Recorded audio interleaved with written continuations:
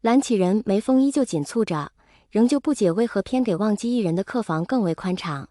金光瑶此时也反应过来，笑道：“自然是寒光君品行高洁，我等敬佩不已，以表尊敬。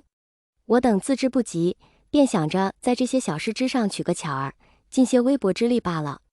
他这番话将蓝启仁绕得有点头晕，左思右想，寻思着也是这个理儿，心头腾起阵阵的骄傲。他的侄子们向来优秀，旁人如此倒也无妨。只是蓝启仁再问那魏婴，魏无羡抢着道：“我睡觉不老实，提前与脸方尊说过的，客房小了，怕我睡时不小心滚出去。”蓝启仁方才稍有起色的脸又黑了几分，滚出去。魏无羡连连点头，痛心疾首道：“不错不错，床不够我滚的，须得给我间屋子自由发挥。”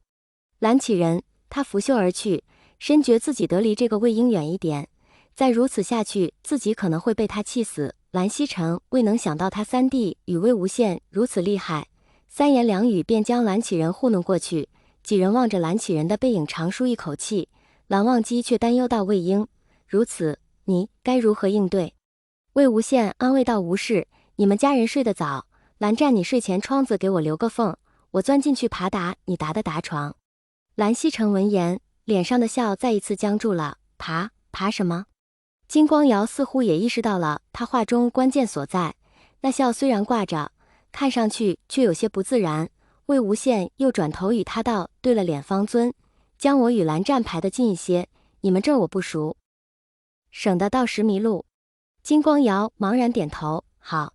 清谈盛会，说好听点，乃是魏公各家修士演讲论道所开；说难听点，便是世家之人闲得发慌，隔段时间寻个理由聚一聚吵架而已。战后不久，各家还在忙着修整，兰陵金氏因损失最小，也是最闲，老早便急着筹备此次清谈会与围猎。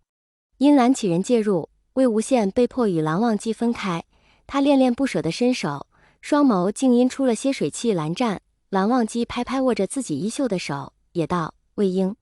他本是想说脸方尊安排得当，无论是窦延厅还是客房，云梦江氏都紧贴姑苏蓝氏，他二人相距并未太远，再加上他兄长用心，将自己排在了蓝氏距江氏最近的那处，魏无羡他自己也争气，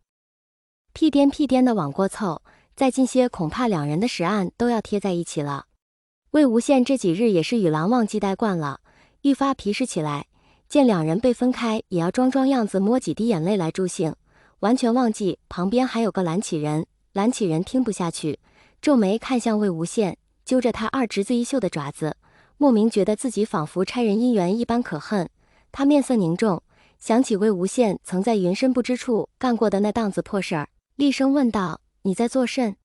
被自己完全忽略之人突然出声，这声还不算小，魏无羡吓得指尖微颤，手中的布料溜走。他定睛一瞧，蓝启仁挨着蓝忘机，正越过他二侄子，目光锥子似的向自己刺来。魏无羡挠头装傻，憨憨地问道：“蓝老先生有何吩咐？”蓝启仁冷哼：“你找忘机何事？”魏无羡笑道：“无事啊，我就是随便找他玩。”眼瞅着蓝启仁，瞧他的目光愈发凶狠，声音也渐弱，腰背不自觉挺直，正襟危坐，老老实实的不再动弹了。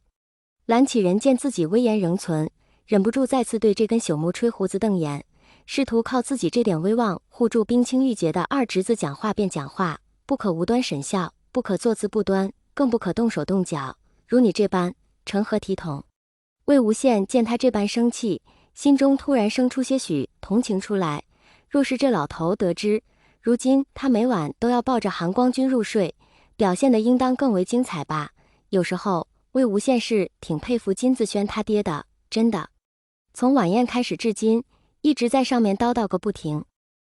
魏无羡从一开始的埋头苦吃，到后来颇有兴致的听叨，再到最后趴桌子上昏昏欲睡，都未能等到金光善叨叨结束。金光善从射日之争末尾，温若寒还活着的时候便开始算计，私下寻他数次，都被魏无羡打回去了。后面他用了阴虎符，一双眼睛饿狼一般盯着那物，甚至可以瞧见里面隐隐冒出的绿光。